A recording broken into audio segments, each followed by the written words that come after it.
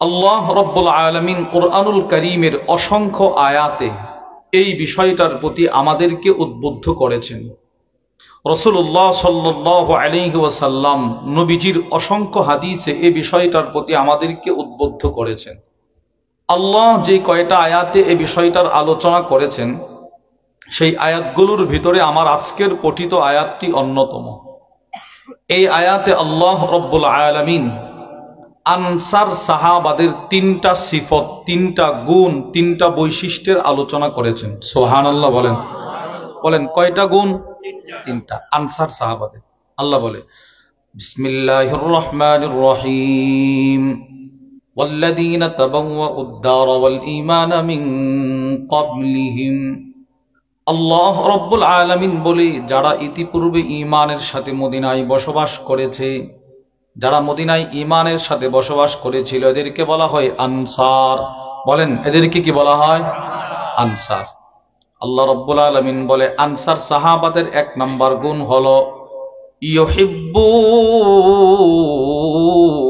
মান হাজারা ইলাইহিম। মদিনার আনসার সাহাবাদের কাছে দূর দূরান্ত থেকে যারা হিজরত করে আসে, আনসার সাহাবারা ওই মুহাজিরদেরকে বড় ভালোবাসে। সুবহানাল্লাহ বলেন। যেখান থেকেই মানুষ হিজরত করে মদিনায় যায়, মদিনার মানুষ এদেরকে বড় ভালোবাসে। এক নাম্বার সিফত। দুই, ওয়ালা ইয়াজিদুনা ফি সুদুরিহিম হাজাতাম মিম্মা উতু। আল্লাহ রাব্বুল আলামিন বলে, আনসার সাহাবারা এতটাই ভালো, আল্লাহর রাসূল যদি মক্কার মুহাজিরদেরকে সব গনিমতের মাল দিয়ে দেয়, আনসারদেরকে যদি আল্লাহর রাসূল কিচ্ছু না দেয়, এই কারণে আনসারদের মনে কোনো কষ্ট থাকে না। সুবহানাল্লাহ বলুন। নবীজি আমাদেরকে দিল না, রাসূল মক্কা থেকে মুহাজিরদেরকে রাসূল দিয়ে দিল, কেন আমাদেরকে দিল না? এই কষ্ট মদিনার সাহাবাদের অন্তরে থাকে না। কত সুন্দর একটা সিফত।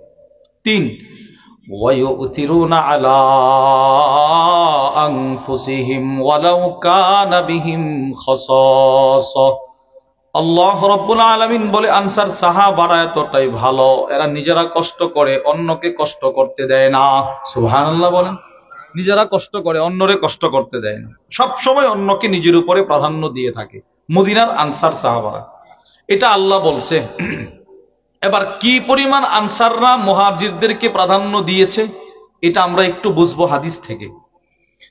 তিরমিজি শরীফের বর্ণনা, وعن أنس بن مالك رضي الله تعالى عنه قال, হযরত আনাস ইবনে মালিক রাদিয়াল্লাহু তাআলা আনহু থেকে বর্ণিত, তিনি বলেন, আন্না রাসূলুল্লাহ সাল্লাল্লাহু আলাইহি ওয়াসাল্লাম লাম্মা কদিমাল মদিনাহ। নবীজি সাল্লাল্লাহু আলাইহি ওয়াসাল্লাম যেদিন মক্কা থেকে হিজরত করে মদিনায় আসলেন, আল্লাহর রাসূল যেদিন মক্কা থেকে মদিনায় আসলেন, আতাহুল মুহাজিরুন, সব মুহাজির সাহাবারা নবীজির দরবারে দৌড়ায় গেলেন। সবাই নবীজির কাছে গেছে, যারা রাসূলের আগে হিজরত করে চলে আসছে। সব মুহাজিররা নবীজির দরবারে গিয়ে বলতে লাগলো, ফাকালু ইয়া রাসূলুল্লাহ, ওগো আল্লাহর রাসূল।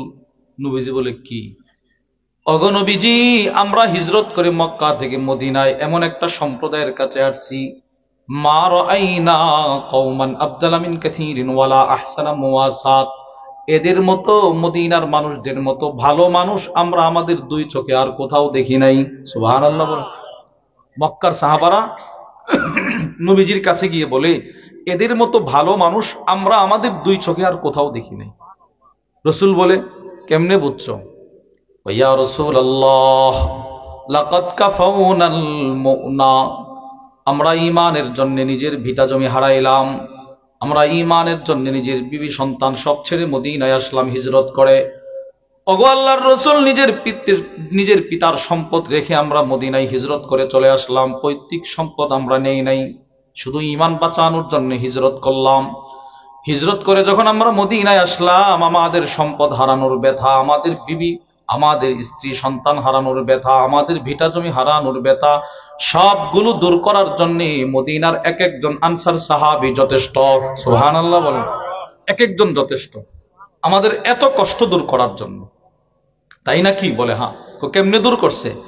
ওয়া আশরাকুনা ফিল মাহনা, নবী গো মুহাজির সাহাবাদেরকে তারা মদিনার মানুষগুলো নিজেদের সম্পদের মালিকানা বানিয়ে দিয়েছে।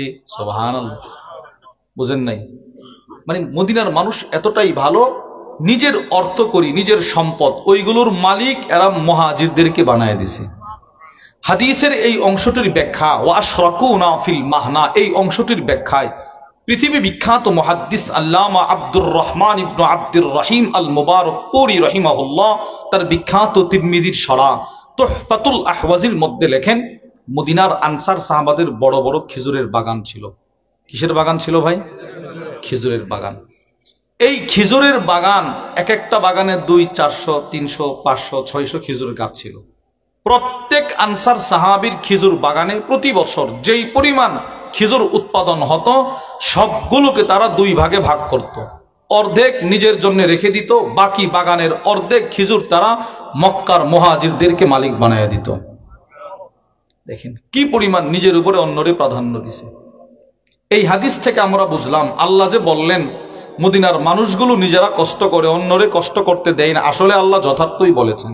সুবহানাল্লাহ বলেন।